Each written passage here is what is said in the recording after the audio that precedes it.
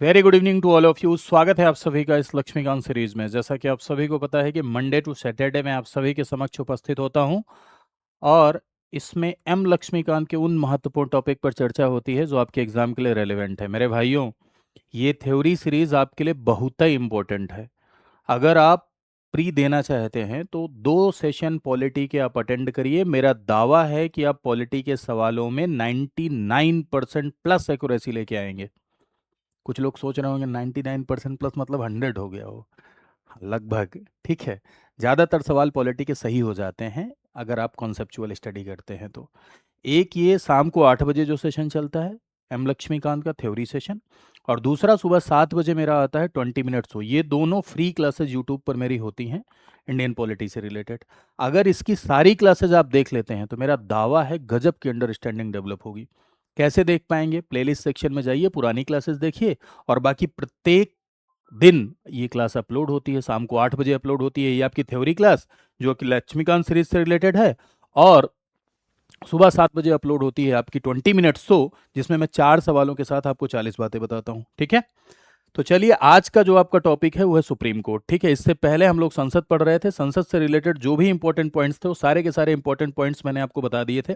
आज अपने को जो शुरू करना है that is your supreme court, यानी कि उच्चतम न्यायालय। ठीक है, तो एक बात बताइए मेरे भाई कि हमारे भारत देश में आप जानते हैं कि सरकार के 3 अंग हैं, जिसे 3 अंगों में बांटा गया है गवर्नेंस को, जिसे doctrine of separation of power कहते हैं, यानी शक्तियों के पृथक्करण का सिद्धांत कहते हैं। और इस शक्तियों के पृथक्करण के सिद्धांत में जुडिशरी का बहुत ही इंपॉर्टेंट रोल है। शक्तियों के पृथक्करण का सिद्धांत, ठीक है, पृथक्करण का सिद्धांत, ये मॉन्टेस्क्यू साहब के द्वारा दिया गया सिद्धांत है। और ये कहता है कि गवर्नेंस के ये 3 इम्पोर्टेंट आर्गन होंगे। एक आपका एग्जीक्यूटिव यानी कार्यपालिका, दूसरा लेजिस्लेचर यानी विधायिका, और तीसरा जुडिशरी यानी न्यायपालिका। ठीक है, एग्जीक्यूटिव यानी कि कार्यपालिका। कार्यपालिका एक ऐसी संस्था है जो पॉलिसी मेकिंग का काम करती है, नीति बनाने का काम करती है, वहीं पर कानून को लागू कराने का भी मुख्य काम इसका है, यानी लॉ एग्जीक्यूशन। जो कानून बनाया जा रहा है विधायिका के द्वारा, उस कानून को एग्जीक्यूट कराने का काम, यानी उस कानून को लागू कराने का काम ये कार्यपालिका का है। वहीं लेजिस्लेटिव या लेजिस्लेचर की यदि आप बात करेंगे तो लेजिस्लेटिव या लेजिस्लेचर लॉ मेकिंग इंस्टीट्यूशन है। लॉ मेकिंग इंस्टीट्यूशन है यानी कानून निर्मात्री संस्था है। ठीक है, ये कानून बनाने का काम करते हैं, इसे विधायिका या विधानमंडल के नाम से जानते हैं। और तीसरा इंस्टीट्यूशन जो है वो जुडिशरी, ये मोस्ट इंपॉर्टेंट इंस्टीट्यूशन है। इसका काम है विवादों का निपटारा कराना। ठीक है, और विवादों का निपटारा कराने के साथ साथ आप देखेंगे कि इंडियन जुडिशियल सिस्टम में जुडिशरी संविधान का अंतिम व्याख्याता भी है। संविधान की अंतिम व्याख्या करने का भी अधिकार सुप्रीम कोर्ट को है। ठीक है, तो संविधान की व्याख्याता के तौर पर भी जुडिशरी काम करेगी, कानूनों के व्याख्याता के तौर पर भी जुडिशरी काम करेगी, विवादों का निपटारा यानी डिस्प्यूट्स को रिजॉल्व कराने के लिए भी जुडिशरी वर्क करेगी, यानी जुडिशरी काम करेगी। तो ये समान न्याय सुनिश्चित करने में न्यायपालिका का योगदान है, संविधान की व्याख्या में न्यायपालिका का योगदान है, साथ ही साथ डिस्प्यूट को रिजॉल्व करने में न्यायपालिका का योगदान है। तो ये 3 रोल तो सबसे इंपॉर्टेंट हो गए। इसके बाद भारत देश में आप जानते हैं कि ये शासन को 3 अंगों में क्यों बांटा गया। हालांकि मोंटेस्क्यू साहब ने तो कहा था कि तीनों एकदम अलग होंगे, कोई भी व्यक्ति अगर यहाँ का है तो यहाँ का नहीं हो सकता है। Pure strict separation of power का कॉन्सेप्ट उन्होंने दिया था, लेकिन वो अमेरिका में है। भारत देश में सेपरेशन ऑफ पावर है लेकिन बहुत स्ट्रिक्ट नहीं है, फ्लेक्सिबल है, क्योंकि भारत देश में ये दोनों एक दूसरे से कोरिलेटेड होते हैं, क्योंकि इसका निर्माण ही यहीं से होता है। अरे भाई, सरकार कैसे बनती है? लोकसभा के चुनाव से, और लोकसभा इसका पार्ट है। मंत्री कौन होते हैं? जो या तो लोकसभा के हों या तो राज्यसभा के हों। अगर लोकसभा राज्यसभा के नहीं है तो 6 महीने के अंदर मेंबरशिप लेनी होती है। तो कार्यपालिका विधायिका से ही बनती है। तो पार्लियामेंट्री सिस्टम का ये फीचर होता है कि एग्जीक्यूटिव एंड लेजिस्लेचर आर को related to each other. Executive तभी तक रहता है जब तक यहां पर इसका बहुमत है। इसे मैं लव यू सिद्धांत कहता हूं, यानी कार्यपालिका विधायिका एक दूसरे पर निर्भर है, एक दूसरे से नियंत्रित हो रही हैं। तो यहां एग्जीक्यूटिव और लेजिस्लेचर में कंप्लीट सेपरेशन नहीं है। ठीक है, यहां पर फ्लेक्सिबल सेपरेशन है। तो संसदीय प्रणाली का ये फीचर होता है, पार्लियामेंट्री सिस्टम का ये लक्षण होता है। खैर यहां पर इस पर हमें बात नहीं करनी है, हमें बात आज इस पर करनी है जुडिशरी पर। तो जुडिशरी का रोल जो मैंने तीन आपको बताया वो तो है ही है, साथ ही साथ इन सब को संविधान के दायरे में काम करना है। तो ये कार्यपालिका तो बहुत पावरफुल संस्था होती है यार, इतनी पावरफुल है कि ऐसा घोड़ा है कि अगर लगाम नहीं लगाओगे तो कुचल के रख देगी। इसके पास सेना है, इसके पास आर्मी है, इसके पास पुलिस है, इसके पास पैसा है, इसके पास इंटेलिजेंस है, सब कुछ तो इसके पास है यार, जिसको चाहे उसको कुचल के रख दे। तो ऐसे में कार्यपालिका मनमानी न कर सके, विधायिका मनमानी न कर सके, कॉन्स्टिट्यूशन को ओवरराइड न कर सके, कॉन्स्टिट्यूशन को ओवररूल न कर सके, इसके लिए जुडिशरी इन पर नियंत्रण करती है। ये अगर कॉन्स्टिट्यूशन के खिलाफ जाएंगे तो इन्हें रोकेगी, ये अगर कॉन्स्टिट्यूशन के खिलाफ जाएंगे तो इन्हें रोकेगी। इन्हें कहते हैं, इसे कहते हैं doctrine of check and balance, संतुलन का सिद्धांत। यानी ये सरकार के मनमानीपन को रोकने में कार्यपालिका और विधायिका कॉन्स्टिट्यूशन को ओवरराइड न कर सके, इसके लिए भी जुडिशरी का रोल है। यानी प्रोटेक्शन ऑफ कॉन्स्टिट्यूशन में भी जुडिशरी का रोल है, रूल ऑफ लॉ को इंश्योर करने में भी जुडिशरी का रोल है, अधिकारों को इंश्योर कराने में भी जुडिशरी का रोल है। तो जुडिशरी हमारे भारत देश में बहुत इंपॉर्टेंट रोल प्ले करती है। जुडिशरी भारत देश में इंडिपेंडेंट है, ठीक है, इंडिपेंडेंट जुडिशरी है, यानी स्वतंत्र न्यायपालिका हमारे भारत देश में। देखो न्यायपालिका की यदि आप बात करें तो एक न्यायपालिका होती है जिसे कहते हैं कमिटेड जुडिशरी। कमिटेड समझते हैं ना, आप नहीं समझेंगे तो कौन समझेगा कमिटेड। कमिटेड जुडिशरी यानी कि प्रतिबद्ध न्यायपालिका, है ना। कहते हैं ना फलाने फलाने के साथ कमिटेड है, चांद तोड़ लाएंगे, तारे तोड़ लाएंगे, इतना कमिटेड है, प्रेम में पागल है, नस काट लिए हैं, ठीक। तो कमिटेड जुडिशरी का मतलब ऐसी जुडिशरी जो सरकार के साथ मिलकर चले, जो सरकार के साथ कंधे से कंधा लगा कर चले, उसे हम क्या कहेंगे, उसे हम प्रतिबद्ध न्यायपालिका कहते हैं।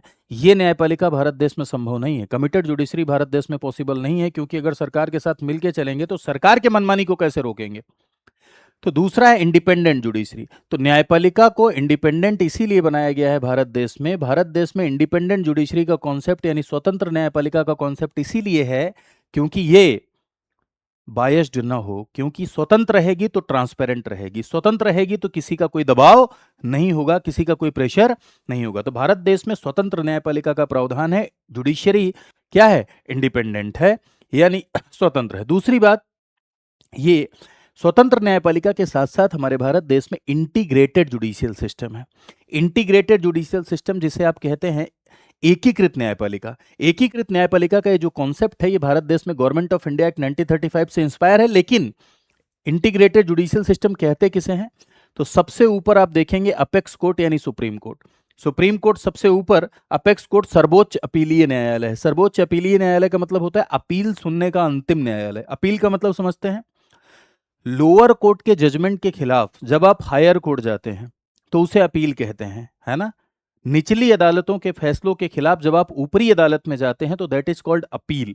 और अपील सुनने का जो अंतिम न्यायालय है वो सुप्रीम कोर्ट है। तो मेरे भाई सुप्रीम कोर्ट अंतिम न्यायालय है, अपेक्स कोर्ट है। उसके बाद आप देखेंगे हाई कोर्ट, और हाई कोर्ट के बाद हाई कोर्ट के सबऑर्डिनेशन में जितने भी न्यायालय आपको डिस्ट्रिक्ट लेवल पे नजर आएंगे सबको आप सबऑर्डिनेट कोर्ट कहते हैं, यानी अधीनस्थ न्यायालय कहते हैं, ठीक है। तो ये इंटीग्रेटेड जुडिशियल सिस्टम है, ये हायरार्की है। अब चाहे आप केंद्र से संबंधित किसी कानून को तोड़ें, चाहे राज्य से संबंधित किसी कानून को तोड़ें, यानी चाहे केंद्रीय विधि से संबंधित विवाद हो, चाहे सेंट्रल लॉ से रिलेटेड विवाद हो, चाहे स्टेट लॉ से रिलेटेड विवाद हो, यही हायरार्की फॉलो की जाएगी। हालांकि अगर आप फेडरल सिस्टम की बात करें तो भारत देश में आप जानते हैं कि संघीय व्यवस्था है, यानी भारत देश में मल्टीपल गवर्नमेंट है, फेडरल सिस्टम है।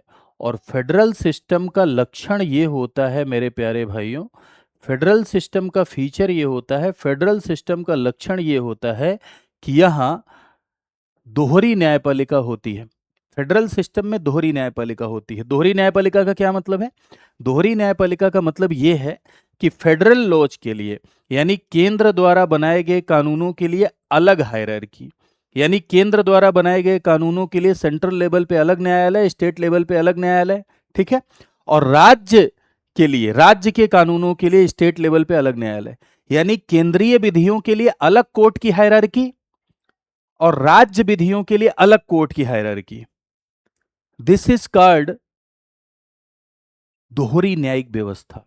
डुअल जुडिशियल सिस्टम, जो कि फेडरल सिस्टम का लक्षण है और अमेरिका में दिखाई पड़ता है। लेकिन भारत देश में दोहरी न्यायपालिका के कॉन्सेप्ट को नहीं अपनाते हुए, बल्कि आप देख रहे हैं कि भारत देश में इंटीग्रेटेड जुडिशियल सिस्टम अपनाया गया, यानी भारत देश में एकीकृत न्यायपालिका का प्रावधान अपनाया गया। कौन सी न्यायपालिका? एकीकृत न्यायपालिका। तो दो चीजें यहां पर आपने समझी। पहला, भारत देश में स्वतंत्र न्यायपालिका है। क्यों स्वतंत्र न्यायपालिका है ये समझे। दूसरा, भारत देश में इंटीग्रेटेड जुडिशियल सिस्टम है। क्यों भैया इंटीग्रेटेड जुडिशियल सिस्टम क्यों कह रहे हैं, ये आपने समझा। अब थोड़ा सा मैं सुप्रीम कोर्ट का इतिहास और विकास आपको बताता हूं। यदि आप सुप्रीम कोर्ट के हिस्ट्री एंड डेवलपमेंट की बात करें, तो हमारे भारत देश में आज का जो सुप्रीम कोर्ट है, आज का जो सुप्रीम कोर्ट, वो government of India act 1935, Bharat शासन अधिनियम 1935 के तहत एक फेडरल कोर्ट बना था, उसी का प्रतिरूप है। बार बार फेडरल कोर्ट का प्रतिरूप है। फेडरल कोर्ट क्या होता है? तो देखो, भारत का सुप्रीम कोर्ट संघीय न्यायालय भी कहा जाता है। समझिएगा जरा सा कि अगर मैं आपसे कहूं, ये 3 सवाल का जवाब फैक्चुअल डेटा में पूछा जाता है। इंडिया में जुडिशियरी इंडिपेंडेंट है, स्वतंत्र है न्यायपालिका भारत देश में? जी हाँ, न्यायपालिका स्वतंत्र है। ठीक, पहली बात ये। दूसरी बात, क्या न्यायपालिका इंटीग्रेटेड है? इंटीग्रेटेड यानी एकीकृत न्यायपालिका भारत देश में है? जी हाँ। दूसरा सवाल ये आपकी बात क्लियर हो गई। तीसरा, इंडिया में क्या फेडरल कोर्ट का कोई सिस्टम है? फेडरल कोर्ट का मतलब होता है संघीय न्यायालय। संघीय न्यायालय का मतलब ये होता है कि ऐसा न्यायालय जो केंद्र और राज्य के मध्य या राज्य और राज्य के मध्य विवाद निपटाए। फेडरल डिस्प्यूट, फेडरल डिस्प्यूट का मतलब समझते हैं? ऐसे डिस्प्यूट जो केंद्र राज्य के मध्य होते हैं, ऐसे डिस्प्यूट जो राज्य राज्य के मध्य होते हैं, उसे हम फेडरल डिस्प्यूट्स कहते हैं। और फेडरल डिस्प्यूट्स को निपटाने की जिम्मेदारी फेडरल कोर्ट की होती है। और किसी भी फेडरल सेटअप में, यानी किसी भी संघीय व्यवस्था में, ऐसा न्यायालय होना चाहिए जो केंद्र राज्य के मध्य, राज्य राज्य के मध्य, यानी फेडरल डिस्प्यूट का निपटारा कराए। और भारत देश में supreme court as a federal court भी वर्क करती है।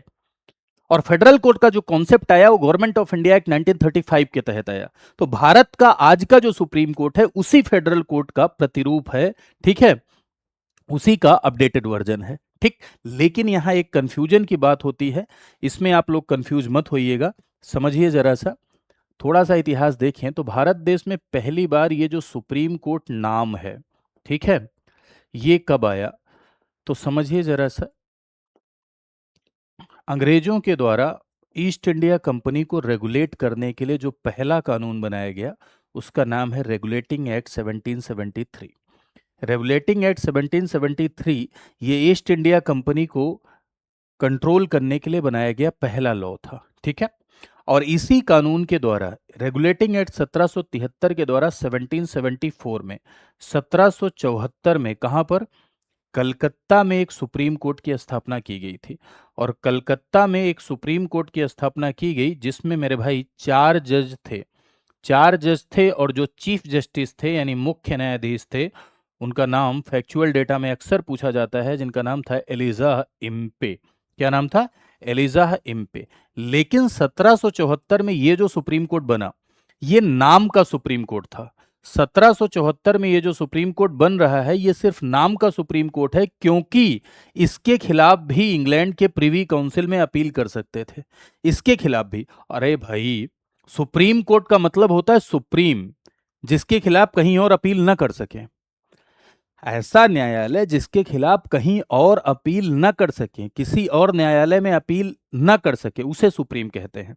लेकिन कलकत्ता में जो सुप्रीम कोर्ट बना, उसके खिलाफ कहां अपील कर सकते हैं?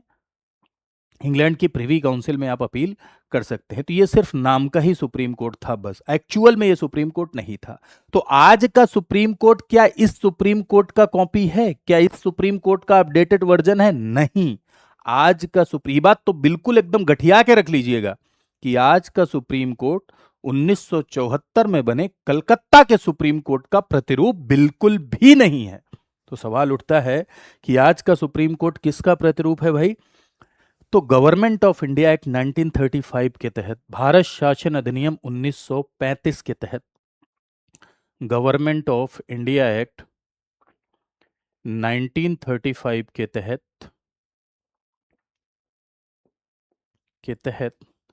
1937 में 1937 में आप देखेंगे कि ये एक federal court federal court was established, यानी एक संघीय न्यायालय की स्थापना होगी। और ये जो आपका मेरे भाई फेडरल कोर्ट बन रहा है, ये जो आपका संघीय न्यायालय बन रहा है, ठीक, ये संघीय न्यायालय ही आगे चल के संविधान में जब सुप्रीम कोर्ट बनेगा तो इसी का प्रतिरूप होगा। इस समय जो चीफ जस्टिस बने थे उनका नाम था मॉरिस गोयर। ठीक है, मॉरिस गोयर साहब क्या बने, चीफ जस्टिस बने थे 1937 में, जो आपका संघीय न्यायालय बना। ठीक है, अब आ जाते हैं इंडियन कॉन्स्टिट्यूशन पर। तो भारतीय संविधान की यदि आप बात करें तो इंडियन कॉन्स्टिट्यूशन में सुप्रीम कोर्ट के प्रोविजन संविधान के भाग 5 में किए गए हैं। संविधान के भाग 5 में, यानी पार्ट 5 ऑफ द कॉन्स्टिट्यूशन में, कहां से लेके कहां तक, तो आर्टिकल 124 से लेके 147 तक, यानी अनुच्छेद 124 से लेके 147 तक भाग 5 में। टोटल पार्ट 5 अगर आप देखेंगे तो पार्ट 5 आपका 52 से लेके 151 तक है, 52 से लेके 151 तक है, जिसमें 124 से लेके 147 तक सुप्रीम कोर्ट से रिलेटेड प्रोविजन किए गए हैं। ठीक है, सुप्रीम कोर्ट का जो उद्घाटन हुआ वो 28 जनवरी 1950 को हुआ। 28 जनवरी 1950 को सुप्रीम कोर्ट को कॉन्स्टिट्यूशन के द्वारा, बाई कॉन्स्टिट्यूशन, इसे कॉन्स्टिट्यूशनल स्टेटस दिया गया। ठीक है, संवैधानिक दर्जा, संवैधानिक स्टेटस इसे कॉन्स्टिट्यूशन के द्वारा दिया गया। ये successor of the federal court है, यानी संघीय न्यायालय का उत्तराधिकारी है। वही संघीय न्यायालय जो गवर्नमेंट ऑफ इंडिया एक्ट 1935 के तहत बना, यानी भारत शासन अधिनियम 1935 के तहत जो बना, वही संघीय न्यायालय। तो मेरे भाई, किससे किससे मिलकर सुप्रीम कोर्ट बनेगा, तो आर्टिकल 124 ऑफ द कॉन्स्टिट्यूशन यदि आप पढ़ेंगे तो आर्टिकल 124 ऑफ द कॉन्स्टिट्यूशन ये कह रहा है कि भारत का एक सुप्रीम कोर्ट होगा, there shall be a supreme court of India. Bharat का एक सुप्रीम कोर्ट होगा जो कि एक चीफ जस्टिस यानी एक मुख्य न्यायाधीश, ठीक है, एक मुख्य न्यायाधीश प्लस 7 अन्य न्यायाधीश, 7 अदर जजेस से मिलकर, इधर पहले ध्यान देना, नहीं उधर चार्ट देखने लग जाओ। जो लिखा रहता है पीपीटी में वो पहले देखने लग जाते हैं, जो बोल रहे हैं वो नहीं सुनते हैं। जो बोल रहे हैं उधर ध्यान देना, ठीक है, इसको बता रहा हूं अभी क्या है ये। उधर ज्यादा मन लगता है, जो लिखा है लिखने में और छापने में मन ज्यादा लगता है, पढ़ने में मन कम लगता है। एक मुख्य न्यायाधीश यानी एक चीफ जस्टिस, एक मुख्य न्यायाधीश यानी एक चीफ जस्टिस प्लस 7 अन्य, एक मुख्य न्यायाधीश प्लस 7 अन्य न्यायाधीशों से मिलकर बनेगा। फिर से सुनिए मैंने क्या कहा, एक चीफ जस्टिस यानी एक मुख्य न्यायाधीश और 7 अन्य न्यायाधीश से मिलकर बनेगा सुप्रीम कोर्ट, जब तक संसद संख्या नहीं बढ़ाती। यानी अन्य न्यायाधीशों की संख्या बढ़ाने का अधिकार किसे दिया गया, संसद को दिया गया। तो सुप्रीम कोर्ट में जब सुप्रीम कोर्ट का उद्घाटन हुआ तो सुप्रीम कोर्ट में एक चीफ जस्टिस थे, और उस समय चीफ जस्टिस बने हीरालाल जे कानिया साहब, ठीक है, और 7 अन्य न्यायाधीश, 7 अन्य न्यायाधीश। उसके बाद संसद को अधिकार दे दिया गया कि भाई सुप्रीम कोर्ट इससे मिलकर बन रहा है, चीफ जस्टिस प्लस अन्य से मिलकर बन रहा है, एक चीफ जस्टिस प्लस 7 अन्य से मिलकर बन रहा है, जब तक संसद संख्या नहीं बढ़ाती। यानी न्यायाधीशों की संख्या को बढ़ाने का अधिकार किसे मिला, पार्लियामेंट को।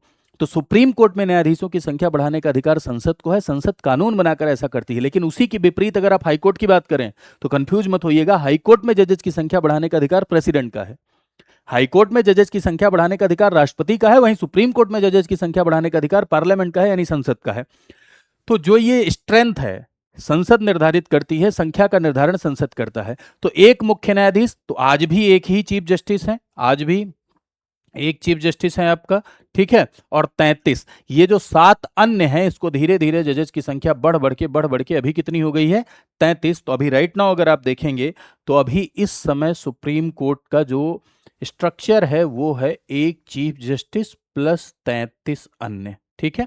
एक आपके मुख्य न्यायाधीश हैं, जो सुप्रीम कोर्ट के चीफ जस्टिस होते हैं उन्हीं को भारत का मुख्य न्यायाधीश कहा जाता है, ठीक है। और 33 आपके क्या हैं, 33 आपके अदर जज हैं, यानी अन्य न्यायाधीश 33 हैं। अब यहाँ पर सबसे पहला प्रश्न जो आपके मन में बनना चाहिए, वो सबसे पहला प्रश्न यही है कि ये कैसे अपॉइंट होते हैं, ये अपने को समझना है, क्योंकि सवाल इससे बनते हैं और ये कॉन्सेप्ट अपने को समझना बहुत जरूरी है कि कैसे ये अपॉइंट होते हैं। ठीक, तो सबसे पहले हम लोग ये देखते हैं कि मुख्य न्यायाधीश की अपॉइंटमेंट कैसे होती है, ये बाद में देखेंगे। पहले हम लोग देखते हैं कि ये अन्य जज कैसे आते हैं। अन्य जज कैसे आते हैं ये अगर आप समझ गए तो चीफ जस्टिस कैसे आते हैं वो 2 मिनट में समझ जाएंगे, ठीक है। पहले देखिए अन्य जजेस की अपॉइंटमेंट कैसे होती है, अन्य न्यायाधीशों की नियुक्ति कैसे होती है। तो जो ओरिजिनल कॉन्स्टिट्यूशन था, मूल संविधान था, मूल संविधान में ये लिखा हुआ था, ओरिजिनल कॉन्स्टिट्यूशन में ये लिखा हुआ था भाई, कि राष्ट्रपति के द्वारा नियुक्ति होगी। किसकी सलाह पर? हाई कोर्ट और सुप्रीम कोर्ट के जजेस की सलाह पर। हाई कोर्ट और सुप्रीम कोर्ट के जजेस की सलाह पर नियुक्ति होगी मुख्य न्यायाधीश की, चीफ जस्टिस की।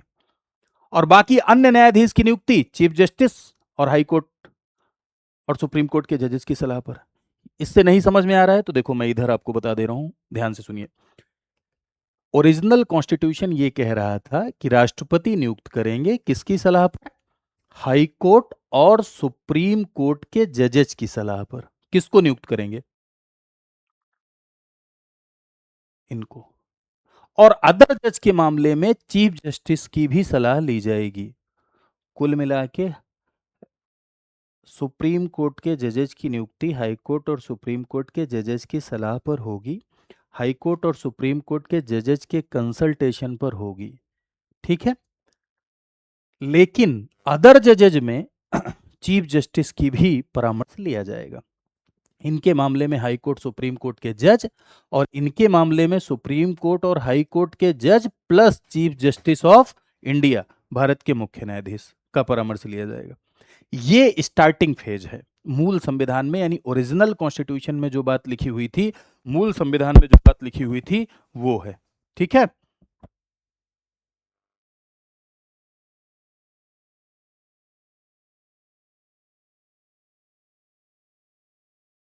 क्लियर है। लेकिन ओरिजिनल कॉन्स्टिट्यूशन में एक शब्द है आपका परामर्श। क्या लिखा हुआ है? परामर्श। ये परामर्श शब्द कहीं भी क्लियर या स्पष्ट नहीं था। परामर्श शब्द स्पष्ट नहीं था कि ये परामर्श कैसा होगा, प्रेसिडेंट पर बाइंडिंग होगा, नॉन बाइंडिंग होगा। तो जनरली होता क्या रहा कि प्रेसिडेंट इन लोगों की सलाह तो लेते थे, लेकिन ओरिजिनल जो एडवाइस चलती थी वो काउंसिल ऑफ मिनिस्टर की चलती थी। क्योंकि राष्ट्रपति किसकी सलाह पर काम करता है? मंत्रिपरिषद की सलाह पर काम करता है। काउंसिल ऑफ मिनिस्टर की सलाह पर काम करता है।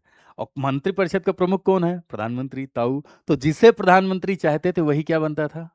जज बनता था। तो इस बात के आरोप लगे कि भाई सरकार जिसे चाहती है वही जज बनता है। इस शब्द पर विवाद होना शुरू हुआ कि ये परामर्श शब्द जो लिखा है इसका क्या मतलब है। This is binding for president और नॉट बाइंडिंग फॉर प्रेसिडेंट, इसका क्या मतलब है। तो इसके लिए अलग अलग जजमेंट सुप्रीम कोर्ट में आएंगे जिसके थ्रू आप ये समझ पाएंगे कि आखिर परामर्श शब्द पर विवाद है ना। सबसे पहले एक केस आया, फर्स्ट जजेज केस, ठीक है, 81 82, ठीक है। फर्स्ट जजेज केस 1981-82 का मामला है। और फर्स्ट जजेज केस में ऑनरेबल सुप्रीम कोर्ट ने क्या कहा कि परामर्श शब्द जो है, ये जो कंसल्टेशन वर्ड है, इस कंसल्टेशन का मतलब राष्ट्रपति पर बाध्यकारी नहीं है।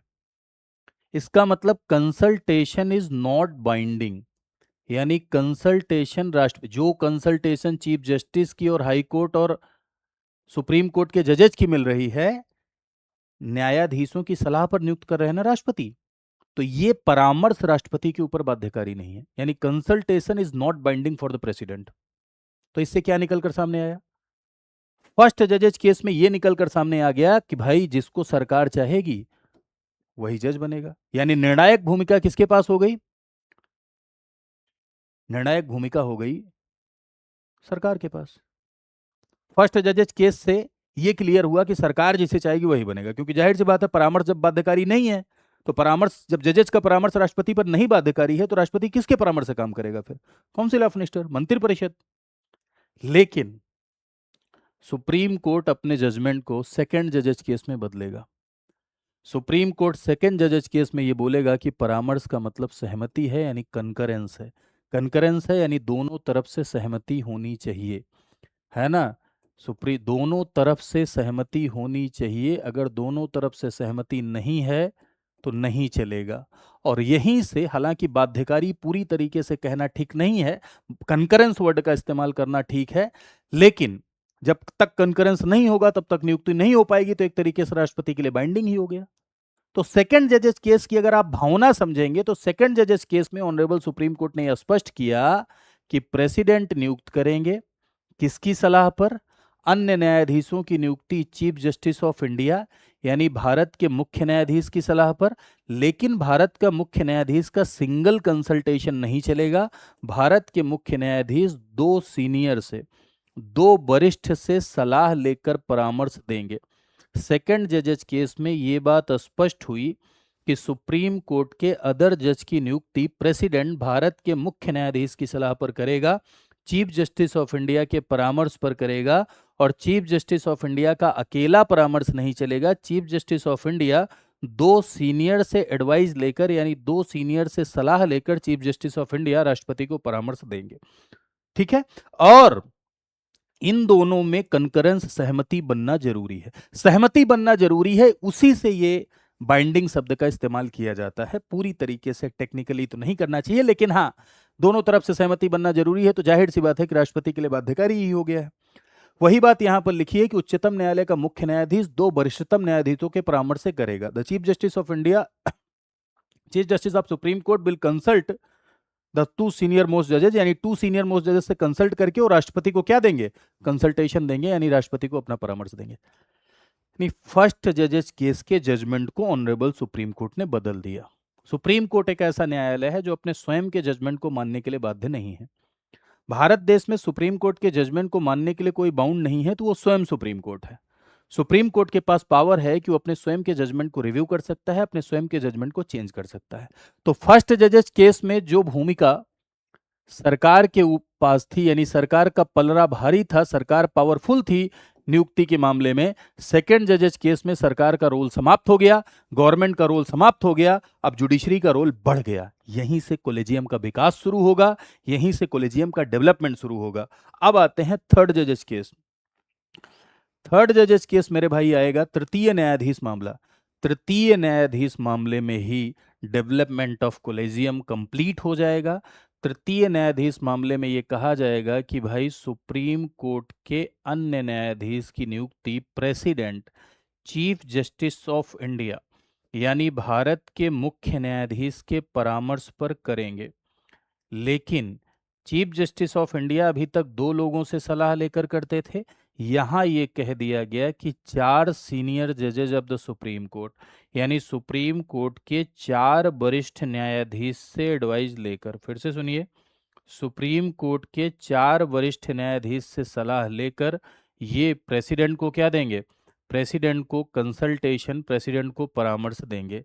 और इसी पैनल को कॉलेजियम के नाम से जाना गया, इसी व्यवस्था को कॉलेजियम सिस्टम कहा गया। और यहाँ पर भी कंकरेंस जरूरी है दोनों तरफ से, यानी एक तरीके से अगर आप सामान्य भाषा में देखें तो कॉलेजियम की बात को मानने के लिए एक तरीके से बाध्य ही हो गया प्रेसिडेंट। ठीक है, इसी को कॉलेजियम प्रणाली कहते हैं, यानी जज ही जज को नियुक्त कर रहे हैं। पूरे दुनिया में ऐसा कोई देश नहीं है जहां जज ही जज को नियुक्त करते हैं। किसी भी डेमोक्रेटिक कंट्री में आप उठाकर देख लीजिए, किसी भी लोकतांत्रिक देश में आप उठा के देख लीजिए, कोई भी ऐसा देश नहीं है जहां जज ही जज को नियुक्त करते हैं।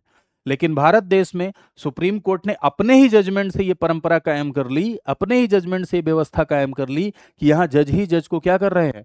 नियुक्त कर रहे हैं। ऐसे में भाई भतीजावाद के आरोप लगे, नेपोटिज्म के आरोप लगे, फेवरेटिज्म के आरोप लगे। लोगों ने आरोप लगाया, आज भी लोग ये आरोप लगाते हैं कि जजेस लॉबी के जो रिश्तेदार हैं, उन्हीं के जो जानने वाले हैं, वही बड़े वकील हैं, वही जज हैं।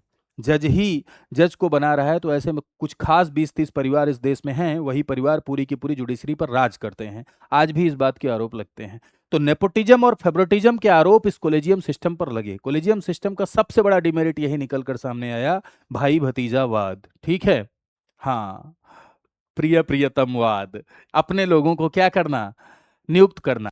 इसलिए एक ट्रांसपेरेंट प्रक्रिया बनाने की मांग हुई कि जजेस की नियुक्ति की प्रक्रिया को ट्रांसपेरेंट किया जाए, यानी जजेस की नियुक्ति की प्रक्रिया को क्या किया जाए? निष्पक्ष बनाया जाए। इसीलिए गवर्नमेंट एक संविधान संशोधन लेकर आई, सरकार एक संविधान संशोधन लेकर आई, और वो है 99th कॉन्स्टिट्यूशनल अमेंडमेंट एक्ट 2014 यानी 99वां संविधान संशोधन अधिनियम 2014। और इस 99वें संविधान संशोधन किस लिए आया? सुप्रीम कोर्ट और हाई कोर्ट के जजेस को कैसे नियुक्त किया जाएगा, इसलिए आया। और इस 99वें संविधान संशोधन के द्वारा एक नया सिस्टम इंट्रोड्यूस किया गया जजेस की नियुक्ति के लिए, जिसका नाम है एनजेएसी। एनजेएसी मीन्स नेशनल जजेज अपॉइंटमेंट कमीशन, राष्ट्रीय न्यायिक नियुक्ति आयोग, नेशनल जजेज अपॉइंटमेंट कमीशन। यानी ये आयोग राष्ट्रपति को परामर्श देगा और राष्ट्रपति इसी आयोग के परामर्श के आधार पर नियुक्ति करेगा। एनजेएसी के कंसल्टेशन पर प्रेसिडेंट अपॉइंट करेगा। एनजेएसी में कौन कौन शामिल होंगे? सवाल ये है कि आखिर एनजेएसी में कौन कौन शामिल होंगे भैया। तो एनजेएसी एनजेएसी में कौन कौन शामिल होंगे, ये बड़ा इंटरेस्टिंग है कि नेशनल जजेस अपॉइंटमेंट कमीशन कौन कौन होगा इसमें। तो इसमें होंगे एक तो आपके शाप, chief justice of India, Bharat के मुख्य न्यायाधीश, ठीक है।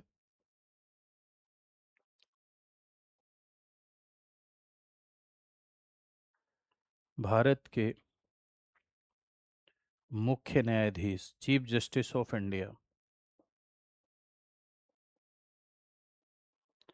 और दो होंगे, दो सीनियर जज। दो सीनियर जज कहाँ के भैया? सुप्रीम कोर्ट के। दो वरिष्ठ न्यायाधीश, सुप्रीम कोर्ट के दो सीनियर जज यानी दो वरिष्ठ न्यायाधीश, ठीक है। कितने लोग हो गए? तीन। Plus a law, union law minister. Union law minister यानी केंद्रीय विधि मंत्री। केंद्रीय विधि मंत्री यानी यूनियन लॉ मिनिस्टर। कितने लोग हो गए? चार लोग हो गए, ठीक है। प्लस दो इमिनेंट पर्सनालिटी। दो इमिनेंट पर्सनालिटी यानी दो प्रबुद्ध व्यक्ति, वकील हो सकते हैं, सोशल वर्कर हो सकते हैं, ठीक है। दो प्रबुद्ध व्यक्ति यानी टू इमिनेंट पर्सनालिटी। अब सवाल ये है, कितने लोग हो गए? दो एक तीन, एक चार, दो छह, छह लोग हो गए। लेकिन ये दो प्रबुद्ध व्यक्ति कैसे आएंगे? इनको कौन सिलेक्ट करेगा? तो दो ये जो प्रबुद्ध व्यक्ति हैं, इनको लाने के लिए एक कमेटी बनेगी। उस कमेटी में प्रधानमंत्री, लीडर ऑफ अपोजिशन और ये जो दो प्रबुद्ध व्यक्ति हैं, इन दो प्रबुद्ध व्यक्तियों के लिए प्रधानमंत्री, leader of opposition plus chief justice of India इसमें क्या होंगे? शामिल होंगे, ठीक है। यानी मैंने आपसे कहा कि एनजेएसी एक प्रक्रिया होगी, सॉरी, एनजेएसी एक आयोग होगा, नेशनल जुडिशियल अपॉइंटमेंट कमीशन। और नेशनल जुडिशियल अपॉइंटमेंट कमीशन में आपने ये देखा कि छह लोग होंगे। छह लोग कौन कौन से होंगे? एक आपके चीफ जस्टिस ऑफ इंडिया हो गए, दूसरा चीफ जस्टिस ऑफ इंडिया, दो सीनियर जज। कहाँ के दो सीनियर जज? सुप्रीम कोर्ट के दो सीनियर जज, plus union law minister. Union law minister यानी कि केंद्रीय विधि मंत्री, और दो इमिनेंट पर्सनालिटी, ठीक है। दो इमिनेंट पर्सनालिटी जिनको कौन नॉमिनेट करेगा? एक कमेटी जिनका चयन करेगी, जिसमें प्रधानमंत्री होंगे, चीफ जस्टिस ऑफ इंडिया होंगे और leader of opposition. Leader of opposition यानी विपक्ष के नेता होंगे।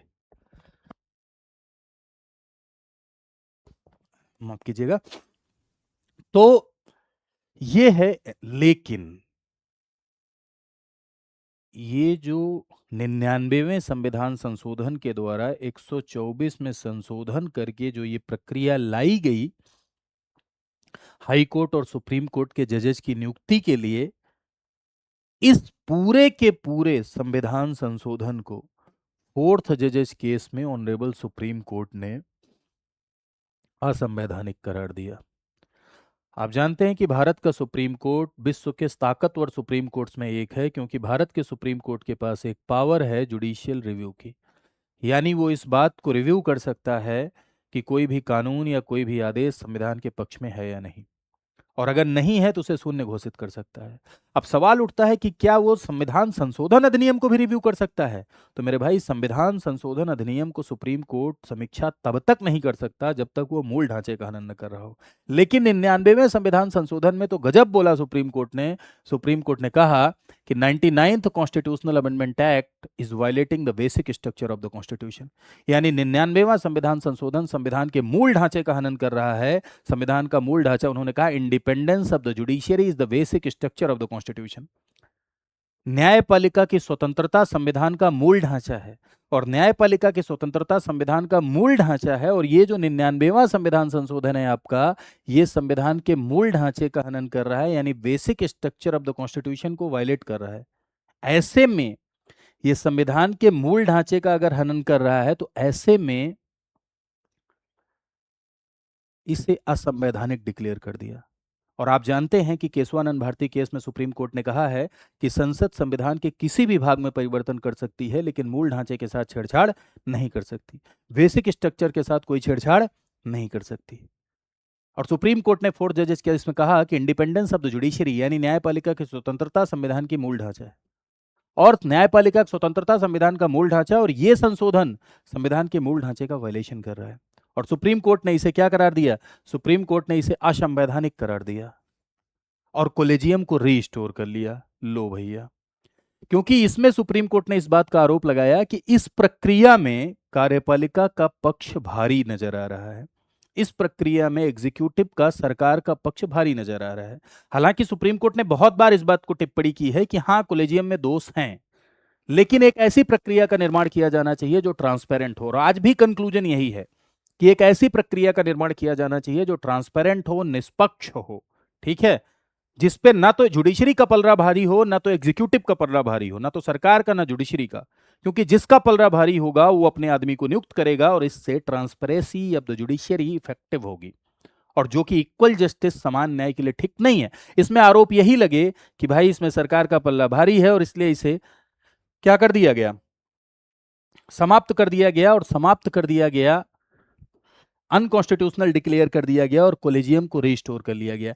यानी टुडे, आज की सिचुएशन क्या है मेरे भाई? अगर आज आप कहें कि सुप्रीम कोर्ट में अपॉइंटमेंट ऑफ अदर जजेज, सुप्रीम कोर्ट में अपॉइंटमेंट ऑफ अदर जजेज यानी अन्य न्यायाधीश की नियुक्ति कैसे हो रही है? अपॉइंटमेंट ऑफ अदर जजेज, अन्य न्यायाधीश की नियुक्ति सुप्रीम कोर्ट में कैसे हो रही है? तो आप ये कहेंगे भैयों कि कोलेजियम सिस्टम से हो रही है, यानी कोलेजियम प्रणाली से हो रही है। ठीक है, कोलेजियम सिस्टम क्या है ये आप समझ गए कि कौन नियुक्त करेगा? राष्ट्रपति नियुक्त करेंगे, और राष्ट्रपति किसके परामर्श कर करेंगे? चीफ जस्टिस ऑफ इंडिया के परामर्श पर। और chief justice of India 4 senior जजेस से, 4 वरिष्ठ न्यायाधीश से परामर्श लेकर, 4 सीनियर जज से सलाह लेकर इन्हें परामर्श देंगे। This is your collegium system. इसे ही आप किस नाम से जानते हैं? कोलेजियम प्रणाली के नाम से जानते हैं। तो ये तो हो गया अन्य न्यायाधीश की नियुक्ति। अब हम आ जाते हैं मुख्य न्यायाधीश। तो मुख्य न्यायाधीश, चीफ जस्टिस कैसे बनेंगे? अन्य न्यायाधीश तो आप समझ गए कोलेजियम सिस्टम से आएंगे और उनकी पूरी पूरी की कहानी समझ गए, लेकिन चीफ जस्टिस कैसे बनेंगे? तो चीफ जस्टिस के लिए शुरुआत में ही ये बात थी कि भाई जो सीनियर होंगे, अन्य न्यायाधीशों में जो सीनियर होंगे वो चीफ जस्टिस बनेंगे। सीनियर यहां उम्र में नहीं है, सीनियर यहां वर्क एक्सपीरियंस के आधार पर है, कार्य वरिष्ठता की बात हो रही है, ना कि उम्र की वरिष्ठता, बुढ़वा हो गया क्यों बन गया, नहीं। कार्य में वर्क एक्सपीरियंस के आधार पर जो सबसे सीनियर होंगे, ठीक है, जैसे अभी इस समय जस्टिस सूर्यकांत साहब बने सीनियोरिटी बेसिस पर, जो सबसे सीनियर होगा वो क्या बनेगा? चीफ जस्टिस बनेगा। तो 1950 से लेकर 1973 तक यही चलता रहा कि सीनियर मोस्ट जज ही मुख्य न्यायाधीश बनता रहा। लेकिन क्या हुआ, 1973 में इंदिरा गांधी सरकार ने एक बार इसका उल्लंघन किया। केशवानंद भारती केस की वजह से जो है कुछ जजेस से नाराज थी। Justice Shelat, justice Hegde, justice Grover, ये लोग सीनियोरिटी में आगे थे, लेकिन इनको चीफ जस्टिस ना बनाकर उन्होंने एएन रे को चीफ जस्टिस बना दिया। 1973 में पहली बार ये सीनियोरिटी बेसिस का उल्लंघन हुआ। फिर 1977 में दोबारा उल्लंघन हुआ। जस्टिस हंसराज खन्ना, जो कि सीनियोरिटी में आगे थे, जस्टिस हंसराज खन्ना से नाराज थी सरकार, और सरकार ने हमीदुल्ला बेग को चीफ जस्टिस बना दिया। तो 73 और 77 में 2 बार इस सीनियोरिटी बेसिस का उल्लंघन हुआ। तो सुप्रीम कोर्ट ने लेकिन सेकंड जजेज केस में सुप्रीम कोर्ट ने यह स्पष्ट कर दिया कि भाई सीनियोरिटी बेसिस का उल्लंघन नहीं होना चाहिए। चीफ जस्टिस वही बनेगा, मुख्य न्यायाधीश वही बनेगा जो वरिष्ठतम होगा। सीनियर मोस्ट जो जज होगा वही चीफ जस्टिस बनेगा। तो यानी ये बात अब आपके लिए क्या हो गया, एकदम स्पष्ट हो गई मेरे भाई कि सुप्रीम कोर्ट में आज की बात यदि आप करें, अभी मैं आपसे पूछूं कि चीफ जस्टिस की नियुक्ति किस आधार पर होती है, तो वरिष्ठता के आधार पर। वरिष्ठता के आधार पर यानी सीनियोरिटी, वर्क एक्सपीरियंस। अदर जजेस की यदि आप बात करें, अन्य न्यायाधीश की यदि आप बात करें, अदर जजेस की नियुक्ति कैसे होती है, तो अन्य न्यायाधीश की नियुक्ति कोलेजियम सिस्टम से होती है, यानी कोलेजियम प्रणाली से अन्य न्यायाधीशों की नियुक्ति होती है। कोलेजियम सिस्टम से, कोलेजियम प्रणाली से अन्य न्यायाधीशों की नियुक्ति होती है। आई होप आप इतना समझ गए होंगे। ठीक है, एक बात और समझ लीजिए कि क्या योग्यता होती है हमारे भारत देश में सुप्रीम कोर्ट का जज बनने के लिए। योग्यता क्या है, कौन सुप्रीम कोर्ट का जज बन सकता है? तो सबसे पहले सिटीजन ऑफ इंडिया हो, भारत का नागरिक हो। भारत का नागरिक हो, लेकिन बॉर्न सिटीजन का कोई कॉन्सेप्ट नहीं है, पैदा हुए नागरिक का कोई कॉन्सेप्ट नहीं है। अगर कोई व्यक्ति बाद में भी भारत की नागरिकता लिया है तो वो बन सकता है। ठीक है, भारत का नागरिक हो। दूसरा, या तो वो 5 साल जज रहा हो हाई कोर्ट, एक है या एक से अधिक हाई कोर्ट में, या तो 5 साल जज रहे हो, या तो 10 साल हाई कोर्ट या एक हाई कोर्ट या अधिक हाई कोर्ट में वकालत का एक्सपीरियंस हो, या तो उच्च न्यायालय में कम से कम 5 साल न्यायाधीश रहे हो, या उच्च न्यायालय या अलग अलग हाई कोर्ट में 10 साल तक वकील रहे हो। ठीक है, या good jurist in the eyes of president. Good jurist in the eyes of president यानी राष्ट्रपति, हमारी आपकी नजरों में नहीं, किसकी आंखें हैं ये, राष्ट्रपति की नजरों में अच्छा न्यायविद हो, राष्ट्रपति की नजरों में अच्छा ज्यूरिस्ट हो। तीनों क्वालिफिकेशन? जी नहीं, तीनों नहीं, तीनों में से कोई एक। भारत का नागरिक होना कंपलसरी है। भारत के नागरिक होने के बाद या तो 5 साल हाईकोर्ट में जज रहे हो, या तो 10 साल वकालत का एक्सपीरियंस हो हाईकोर्ट में, या राष्ट्रपति की नजरों में अच्छे गुड ज्यूरिस्ट हो। इन तीनों में से अगर कोई एक क्वालिफिकेशन है और भारत के नागरिक हैं, तो ऐसा व्यक्ति सुप्रीम कोर्ट का जज बन सकता है। लेकिन वही जिसको कौन नियुक्त करेगा? कोलेजियम नियुक्त करेगा, यानी कोलेजियम जिसकी सिफारिश करेगा, कोलेजियम की सिफारिश पर होगा। क्या कोलेजियम की सिफारिश को मानने के लिए बाध्य होता है राष्ट्रपति? कंकरेंस चलता है। कंकरेंस चलता है यानी दोनों तरफ से सहमति होनी चाहिए। अगर सहमति नहीं हुई तो नहीं नियुक्त होगी। तो एक तरीके से सेंस यही निकलता है कि बाध्यकारी है। ठीक है, चलो, तो नियुक्ति और योग्यता आपने देख ली। आई होप आपने सेशन को एंजॉय किया होगा। अगर अच्छा लगा है तो जरूर कमेंट सेक्शन में मेरे भाई बताइएगा। और आपके लिए ऑफर का आज अंतिम दिन है। ये हमारे यहाँ 50% का ऑफर, 50% फ्लैट डिस्काउंट चल रहा है पावर प्ले सेल के तहत। अगर आप किसी भी कोर्स में इनरोल करते हैं, किसी भी कोर्स में यदि आप इनरोल करते हैं स्टडी IQ के, तो आपको 50% डिस्काउंट अभी चल रहा है। ठीक है, आरंभ एक ऐसा प्रोग्राम है जिसमें यूपी PCS की तैयारी के लिए पूरा कंप्लीट प्रिपरेशन आपको कराई जाती है। प्री मेंस और इंटरव्यू, प्री मेंस और इंटरव्यू की कंप्लीट तैयारी आप आरंभ बैच के तहत करते हैं। आरंभ एक ऐसा प्रोग्राम है जिसमें होलिस्टिक वे में पूरा का पूरा आपको पढ़ाया जाता है। इंटरव्यू गाइडेंस प्रोग्राम भी दिया जाता है। ये एक फाउंडेशन बैच है। फाउंडेशन बैच है यानी आपके भीतर एक फाउंडेशन डेवलप किया जाता है। प्री और मेंस दोनों का मटेरियल आपको पढ़ाया जाता है। ठीक है, और आरंभ में 2 तरह के बैचेज आपको देखने को मिलते हैं, एक गोल्ड देखने को मिलता है, एक प्लेटिनम देखने को मिलता है। गोल्ड और प्लेटिनम में क्या डिफरेंस है? गोल्ड में आपको मिलता है 1100 प्लस घंटे की classes, interview guidance program, mentorship, current affair magazine और 2 साल की वैलिडिटी। तो जिन लोगों को पूरा सिलेबस कवर करना है अकेले, वो गोल्ड के साथ जाएं। प्लेटिनम क्या है? प्लेटिनम में 1100 प्लस घंटे की क्लास, इंटरव्यू गाइडेंस प्रोग्राम, 4 साल की validity, current affair magazine, faculties के द्वारा भी गाइडेंस, प्लस ये 5 चीजें तो है ही हैं, प्लस एक फाउंडेशन कोर्स रिकॉर्डेड मोड में एक्स्ट्रा, एक NCERT का रिकॉर्डेड बैच एक्स्ट्रा, एक प्री का crash course revision batch extra, एक मल्टीपल चॉइस क्वेश्चन का यानी MCQ का प्री के लिए बैच एक्स्ट्रा। 5 बैचेज आपको एक्स्ट्रा मिल रहे हैं। आंसर राइटिंग का भी एक बैच एक्स्ट्रा मिल रहा है, और प्लस किताबें आपके घर जाती हैं और 4 साल की वैलिडिटी होती है। और इस समय अगर इनमें आप इनरोल करेंगे, ये कोड अगर आप अप्लाई करेंगे VL लाइव, इस कोड को अप्लाई करने में आपको डिस्काउंट प्लेटिनम पड़ेगा 16,999 रुपए का, और गोल्ड पड़ेगा 9,999 रुपए का। 50% डिस्काउंट के बाद, इस कोड लगाने के बाद VL लाइव। ज्यादा जानकारी के लिए आप एक नंबर पे कॉल कर सकते हैं, 92 9289996923 9289996923 पर कॉल करिए। मेरा नाम विपुल त्रिपाठी है। बताइए, पूरी काउंसलिंग लीजिए फ्री में आपको पूरी क्वेरी आपकी सॉल्व की जाएगी, पूरी की पूरी काउंसलिंग आपको दी जाएगी, और साथ ही साथ जो भी आपका डाउट होगा वो डाउट भी क्लियर किया जाएगा। कैसे इनरोल करना है, कैसे परचेज करना है, ये भी आपको बताया जाएगा। कैसे कैसे चलेगा बैच, क्या शेड्यूल होगा, सब कुछ आपको बताया जाएगा। अगर आप खुद से देखना चाहते हैं, खुद से सारी चीजें देखना चाहते हैं, तो आप जाइए इधर studyIQ.com पर। ठीक है, स्टडी गूगल पे लिखिए क्या, स्टडी आई क्यू, और इस तरह से www.studyIQ.com पर आप जाइए। यहाँ गए, पॉपुलर ऑनलाइन कोर्स में जाइए, स्टेट पीसीएस पे क्लिक करिए, उत्तर प्रदेश पे क्लिक करिए। उत्तर प्रदेश पे क्लिक करने के बाद यहाँ आरंभ पे आप क्लिक करेंगे, तो यहाँ जाके आप गोल्ड और प्लेटिनम में डिफरेंस जान पाएंगे। डाउनलोड करके पूरा फीचर जान सकते हैं। बाई नाउ पे जाइए, मोबाइल नंबर इंटर करिए, ओटीपी डालिए, कोड लगाइए, बैच में एनरोल करिए और अपनी तैयारी को बेहतर बनाइए। मेरी तरफ से शुभकामनाएं। Thank you so much to all of you. मिलते हैं नेक्स्ट सेशन में। नमस्कार।